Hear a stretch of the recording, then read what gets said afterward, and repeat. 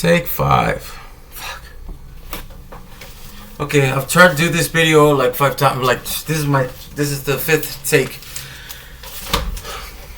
This video is about like a album. I'm pissed off right now because I've tried like 4 times already and like fucking oh my god, the last take was 23 minutes and I didn't even like, get to the fucking the actual topic that I want to talk about, which is like it's like an unboxing video, but I'm not unboxing anything because like the vinyl record that I have, there's already been, it's not new, so it's not wrapped in shrink wrap, so I'm not gonna open anything, but I still want to talk about it because like I wanted to say that's the story that came with that album, why I am in possession of it, and but like as a preamble to my like story that in all those 4 takes I never got to, I decided to like sort of like just like like one of the takes it was like show the last albums that I've like been listening to, and those were like I just took like a bunch of them, like the last 20 albums. So like by the time I was like to album number 15, it already like 17 minutes of the video, so that was not.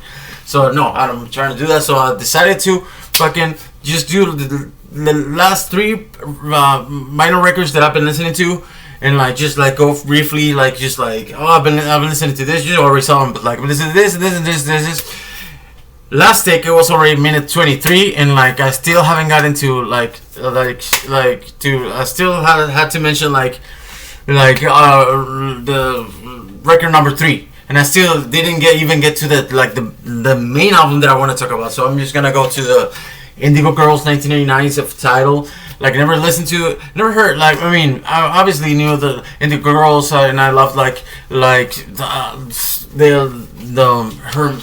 their main signature song, "Closer to Fire." And I've always loved it, but I never like actually sat down or bought any of the Indigo Girls albums, and like I'm glad I bought this album on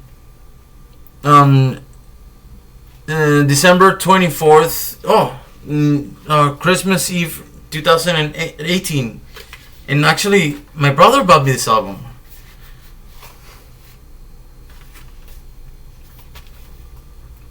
Technical problems. Okay. So, thank you, my brother. Thank you. If you ever like, see this video, or if there's any way for like fucking videos to like be transposed to a different medium, then and you find a way to decode them into your like the language that you speak right now. Like I hope that's like I hope that you know that like fuck I loved it.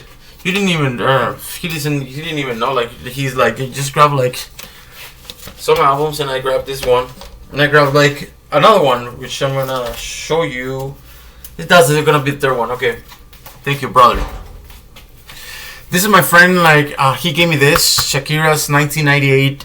He gave me as a gift to lift my spirits up. And I mean, this is a sensational album. This is like last take it. I went through like a whole discourse of like about this album.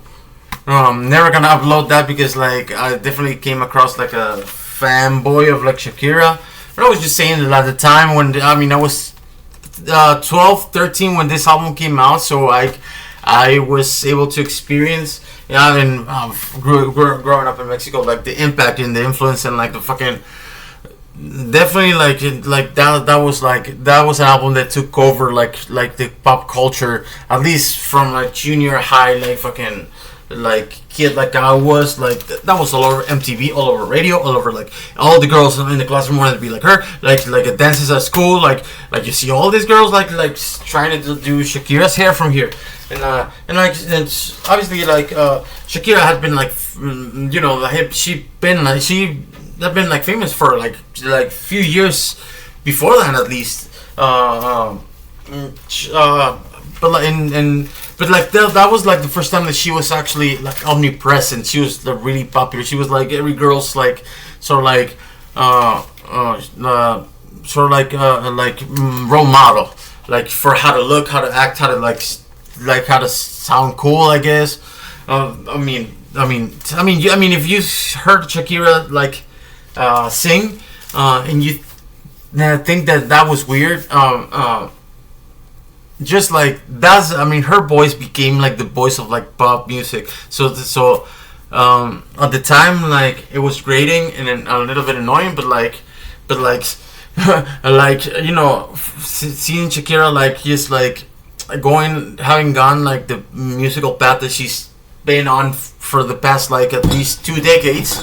It's just like just how wrong I was to fucking dismiss this as like as just pop like music for like girls, or like poor man's poetry for like 13-year-old girls. Just like check like Octavo the Vinyl. That's like a gift from heavens, like for real. Thanks to my friend that gave me that album, the Shakira album. And the other one, this is the one I've been listening to like just like obsessively for like a couple of days at least. I'm a big fan of like this artist. His name is Crenshaw. He's one of my favorite like singer-songwriters, and he's like definitely been like very influential, and just like his songwriting like skill is like so. I'm so envious of like what he can do with chord progressions and just like catchy little pop songs that like every single song well, I'm not gonna say every single song on this album, but actually, yeah. Like, if I were to write any of the songs that are on this album, but like, definitely. The thing is, like, with this album, well, this I bought in 2000. You saw like December 24th, 2018. My brother bought it for me. So I have a cue for I have like a sort of like a way of like that I'm listening to my albums, and that is like the order that I buy them. That's the order that they'll get listened to. But like the thing is like the cue has gotten like so backed up that I have to wait 6 years in order to to listen to the album. The last, for example, the last album that I bought, that probably I'm gonna end up like listening to it or hearing it for the first time in 2030, and I'm probably gonna be dead by then. So I'm glad that that I didn't die before I got to this album, because like I've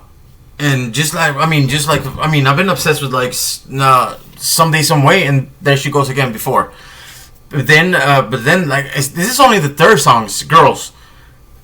I was obsessed like 2 days ago. I kept like playing that song over. Girls, girls, girl, bow, bow. I couldn't. It just couldn't. I said only the third song. I couldn't understand why I never got myself to like get. Maybe because I loved Someday Some Way like too much that I didn't need any more, because like that would. Just the first two songs are so fucking great that like that you don't even you want to keep repeating them. But then like that and then. Yesterday, after playing like 2 days ago, like just like the A side, I'm like, okay, well, I'll give it like. I knew Mary Ann from B side, and other songs that are in its compilations, but I never like. There's a couple of songs that I never like listened. I've never heard before. One of those was Soldier of Love. Dude, my mind exploded. How like fucking that is the song of this album, Soldier of Love, and There She Goes Again is really good too. But, oh my god, like, with Marshall Crenshaw, Field Day, that's probably like his best album, and I obviously knew that like the reputation,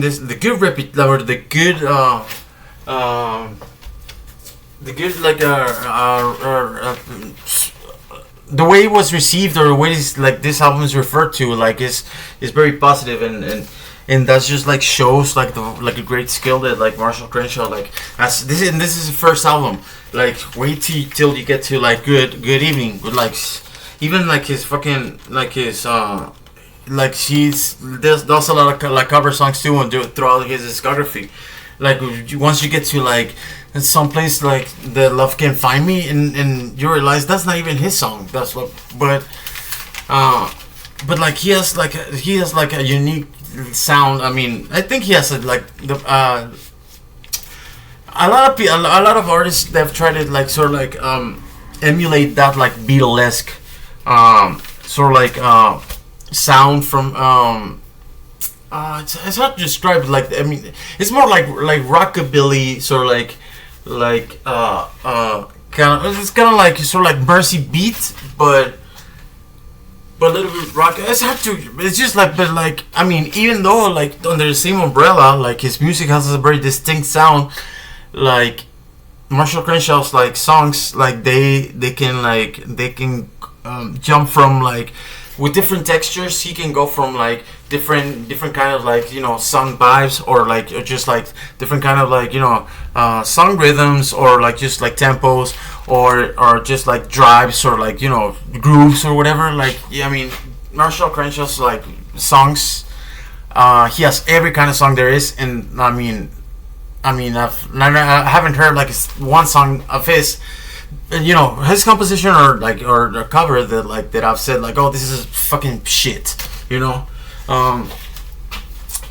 11 minutes and I still haven't talked about like the record that I want to talk about. I'm gonna take a cigarette break, and I'll come back to like just like talk about like this record that I have over here that I want to talk about is like Guns, second sophomore 1992 release, Gallus. And I'm gonna let you know how I was able to have it in my hands right now. It was over there and I picked it up, just like I'm about to pick up a cigarette. And then I should play something in the meantime, right? What about like the first single?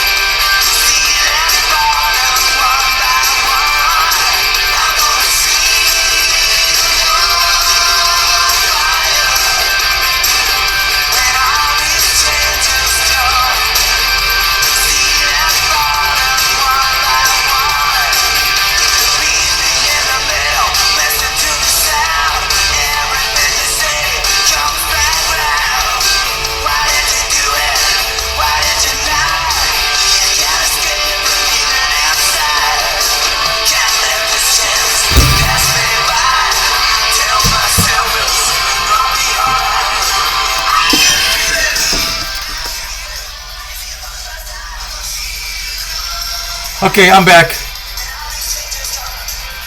I